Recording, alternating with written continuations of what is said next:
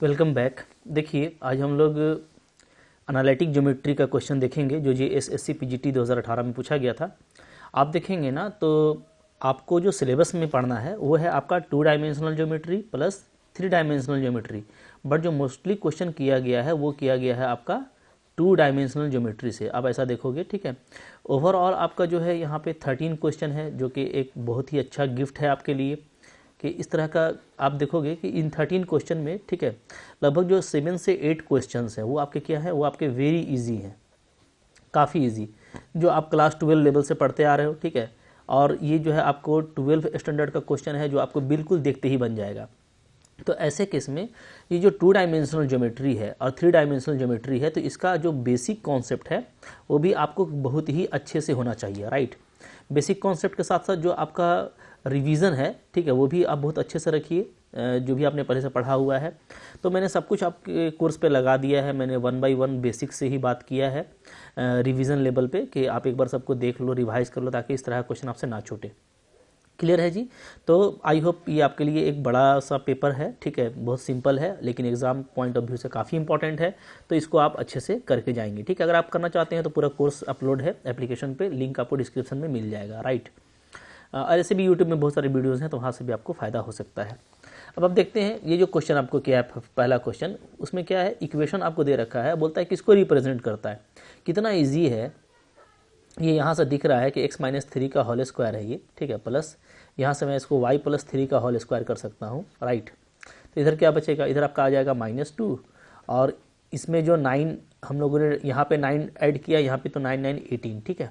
ये जानते हैं आप, इसको फैक्टर में बदल दिया मैंने, इन दोनों को लिया तो x² -6 को ये कवर कर लिया, प्लस जो b² 9 है, ठीक है, वो मैं इधर ले आया, तो इसका 9 और इसका 9 18 को मैं इधर लिख देता हूँ, तो ये बैलेंस हो जाएगा, और 6y + y² को ये कवर कर रहा है, ठीक है। तो डेफिनेटली इस तरह से आप लिख सकते हो। क्या आ गया ये देखते ही आपको पता चल गया होगा ना, अब तक तो आप पहुंच भी गए होगे, ठीक है। तो ये आपका आ गया है 16 मीन्स 4 का स्क्वायर। तो पूरी दुनिया जानती है कि भाई ये क्या है, ये सर्कल है, सर्किल का इक्वेशन है, आप भी जानते हो। सेंटर इसका क्या है, इसका जो सेंटर है वो है आपका 3 और -3, और जो रेडियस है वो है आपका 2। तो करेक्ट ऑप्शन आपको पता चल गया होगा। सॉरी, रेडियस क्या है, रेडियस 4 है। तो यहाँ पे ये एक सर्किल है विथ रेडियस 4 एंड सेंटर 3 -3। बहुत ही जल्दी आप लोगों ने इसको पहचान लिया, ठीक है, ओके। तो कितना सिंपल है, गिफ्ट क्वेश्चन है आपके लिए, ओके।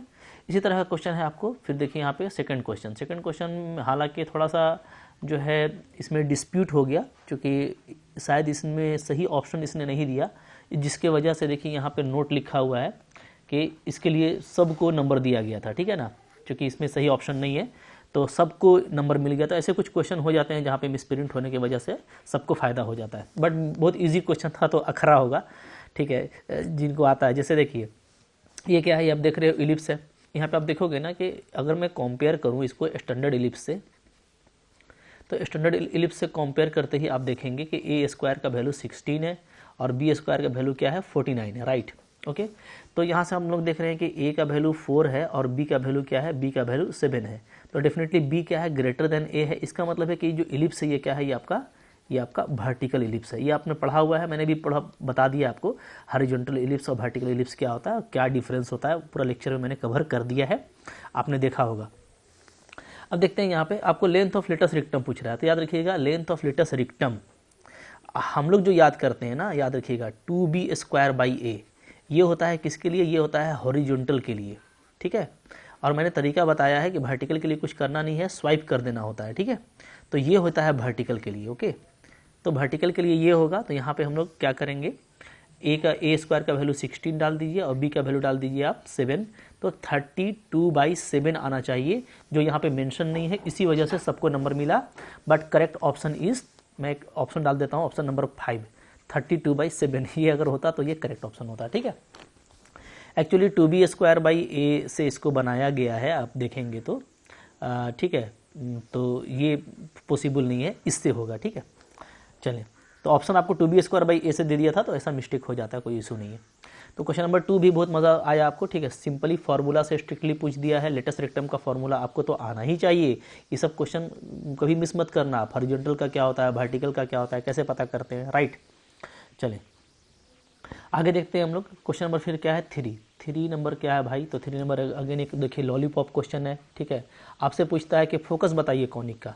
अच्छा, कॉनिक कैसा है? तो देखिए सिर्फ एक्स पे स्क्वायर है, वाई पे स्क्वायर नहीं है, सिर्फ एक ही वेरिएबल पे 2 डिग्री है, यानी कि आप देखते ही बोलोगे कि भैया ये तो पैराबोला है। और अगर ये पैराबोला है तो इसको हम लोग लिख सकते हैं कैसे? x माइनस 4 का स्क्वायर, ये मैंने कर दिया, इसको कवर कर लिया, इसको कवर कर लिया, ठीक है। और प्लस 16 को भी इसने कवर किया, इसको अगर आप खोलोगे तो क्या आएगा? X square minus 8x plus 16, तो यहाँ तक कवर कर लिया तो 3 बच गया कह लीजिए, ठीक है। तो इधर मैं लिख देता हूँ y माइनस 3, कोई दिक्कत नहीं है। इस y को इधर ले गए और यहाँ जो 3 इसके पास बच रहा था उसको भी इधर ले आए माइनस में, राइट। तो पैराबोला हमारा हो गया x माइनस 4 का whole square is equal to y minus 3, right.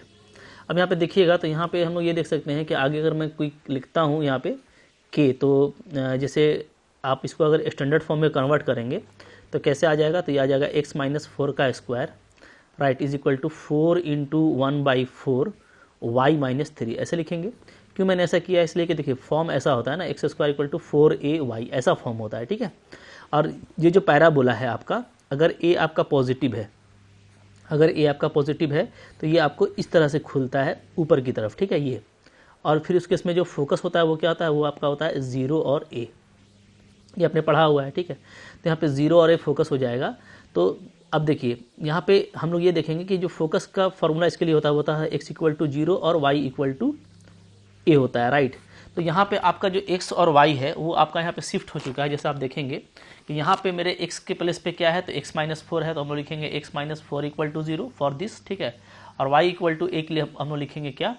तो y माइनस 3, y के प्लेस में y माइनस 3 है, और a के प्लेस में क्या है? तो a के प्लेस में है आपका 1/4, तो ये 1/4 हो गया, ठीक है। अब आप देखो तो x का वैल्यू आपका 4 आ रहा है, करेक्ट, और y का वैल्यू क्या आ जा रहा है? तो आप देखोगे y का वैल्यू आ जाता है 3 प्लस 1/4 यानी 3 प्लस 0.25 यानी 3.25, ठीक है। तो ऑप्शन नंबर 4 आपका यहाँ पे देखिए करेक्ट ऑप्शन है। तो इस तरीके से आपको बनाना है, ठीक है। थोड़ा आपको पैराबोला को अच्छे से जानना है, फिर पैराबोला को ट्रांसफॉर्म कैसे करते हैं, ठीक है। तो ये पूरी बातें मैंने आपको लेक्चर में समझाई है, ठीक है। आई होप आपने वहाँ से इसको अच्छे से समझ लिया है, ठीक है। कि पहले तो हम लोग जो उसका बिल्कुल स्टैंडर्ड फॉर्म है वहाँ पे जाते हैं, और वहाँ पे जाने के बाद जो उसका जो फोकस वगैरह है उसको देख लेते हैं, ठीक है। और फिर जो इसका ट्रांसफॉर्म्ड फॉर्म है, ठीक है, जो नया फॉर्म है जिसको हमको फाइंड आउट करना है उससे कंपेयर करके हम लोग फाइंड आउट कर लेते हैं, ठीक है। नेक्स्ट देखिए क्वेश्चन नंबर 4 यहाँ पे है, तो वो भी अगेन एक काफ़ी सिंपल क्वेश्चन है, आप यहाँ पे देख पा रहे होंगे, राइट। क्वेश्चन नंबर 4, इसके यहाँ पे आपको बोलता है कि for what value of m this straight line is tangent to the ellipse this one, right. तो ये बहुत ही फेमस एक रिजल्ट है, आपने पढ़ा हुआ है कि y equal to M X plus C क्या होता है? ये आपका इस टेंजेंट होता है, is tangent to ellipse X square by A square plus Y square by B square equal to 1। कब? तो जब यहाँ पे कंडीशन एक होना चाहिए कि c का जो वैल्यू है वो होना चाहिए, right, plus minus root under A square M square minus B square. तो ये रिजल्ट आप लोग यहाँ पे प्लस होता है, A square M square plus B square, right. और ये हाइपरबोला के केस में यहाँ पे माइनस होता है। तो अब हम लोग यहाँ पे देखते हैं कि यहाँ पे कौन क्या है, ठीक है। अगर मैं इलिप्स को देखूँ तो इलिप्स में लिख सकता हूँ कैसे? एक x square by 9/4 plus Y square by 16 is equal to 1। तो ये आपका यहाँ पे a हो गया, ए स्क्वायर, यहाँ पे ये क्या हो गया? ये आपका हो गया बी स्क्वायर, राइट। अब मैं अगर c का वैल्यू निकालूँ तो क्या आ जाएगा? तो ये आ जाएगा plus minus root under A square आपका 9/4 इंटू एम स्क्वायर और प्लस बी स्क्वायर क्या आ जाएगा आपका यहाँ पे 16, राइट। सी क्या है? तो देखिए यहाँ पे अगर इससे आप कंपेयर करेंगे तो सी आपका 5 है, ठीक है। तो अब मैं चूँकि मेरे को एम निकालना है तो मैं यहाँ पे स्क्वायरिंग कर देता हूँ। तो सी का स्क्वायर दैट मीन्स 5 का स्क्वायर, चूँकि सी आपका 5 है, is equal to simply 9/4 m square plus 16, right. अब आप देखो ये आपका 25 है, 16 इधर आ जाएगा, तो 25 minus 16 is equal to 9/4 m square. यहाँ सबको फाइनली मिलता है 9 इक्वल टू 9/4 एम स्क्वायर। 9 हमारा कैंसिल हो जाएगा, तो एम स्क्वायर का वैल्यू 4, दैट मीन्स एम क्या होना चाहिए आपका? Plus minus 2, right. तो जो ऑप्शन नंबर 1 है वो हमारा क्या है? करेक्ट ऑप्शन है। बिल्कुल एक रिजल्ट से ये क्वेश्चन आपको बहुत जल्दी बन जाता है। इस तरह का क्वेश्चन डेफिनेटली गिफ्ट क्वेश्चन है, आपको एग्जाम में इसको मिस नहीं करना, ठीक है जी। चले तो इसको आप नोट कर लो। इसके बाद देखते हैं नेक्स्ट क्वेश्चन क्या है हमारा। तो नेक्स्ट क्वेश्चन के लिए थोड़ा सा मैं यहाँ पे क्लियर कर देता हूँ स्पेस को। चलिए इसके बाद देखिए हमारा नेक्स्ट क्वेश्चन है क्वेश्चन नंबर 5। तो 5 भी देखिए इसी तरह का क्वेश्चन है, ठीक है, काफ़ी सिंपल है। क्या है, आपको बोलता है 5 नंबर में for watt value of see this tangent. Again देखिए यही आपको पूछ दिया है, एम एक्स प्लस सी जो होता है ना स्टैंडर्ड इक्वेशन ऑफ लाइन, अगर ये टेंजेंट है टू दिस पैराबोला तो सी का वैल्यू क्या होगा। वेरी सिंपल, ये सब मैंने आपको पढ़ाया हुआ है, पूरा कोर्स में लगा हुआ है कि जो जनरल टेंजेंट होता है, ठीक है, तो किस कंडीशन में ये पैराबोला पर, हाइपरबोला पर, इलिप्स पर जो है टेंजेंट को रिप्रेजेंट करता है, सी का क्या वैल्यू होना चाहिए, रिलेशन क्या होना चाहिए। तो ये सारा लेक्चर मैंने दे दिया है, डेफिनेटली आप उसको एक बार देख लेंगे तो आपके माइंड में सारा कुछ रिवाइज हो जाएगा। ये सारा 12 लेवल का है, आपको मुश्किल नहीं होगा, राइट। अब देखते हैं यहाँ पे, तो इसके लिए कंडीशन था कि ये टेंजेंट होता है, is tangent to parabola y square equal to 4ax when, कब होता है, तो जब c का वैल्यू क्या होना चाहिए, a/m होना चाहिए, राइट। तो c आप देखोगे तो c यहीं पे है, कंपेयर कर लें तो a तो आपका यहाँ पे a ही है, ठीक है, और m क्या है, तो देखिए यहाँ पे कंपेयर करेंगे तो m मेरा क्या है 0.5, so it is 0.5, that means a divided by 1/2 and simply it is 2a। तो c का वैल्यू क्या आ जाता है, 2a आ जाता है। So option number 2 is correct. तो काफ़ी सिंपल इस तरह का देखिए क्वेश्चन है, ठीक है। और भी क्वेश्चन है, 13 क्वेश्चन आया है, तो मैं सारे क्वेश्चन बताऊंगा, लेकिन जो एक लेवल का क्वेश्चन था वो मैंने आपको यहाँ पे बता दिया है। कुछ पोलार इक्वेशंस आए हैं तो वो मैं बताऊंगा, ठीक है। कुछ सिंपल फार्मूलाज से आए हैं, ठीक है, जो सिलेबस में नहीं भी थे तो उसको भी मैं आपको दिखाने वाला हूँ। बट जो सिलेबस से आए हैं ना, तो वो बहुत सिंपल क्वेश्चन, बिल्कुल बेसिक आ गया है।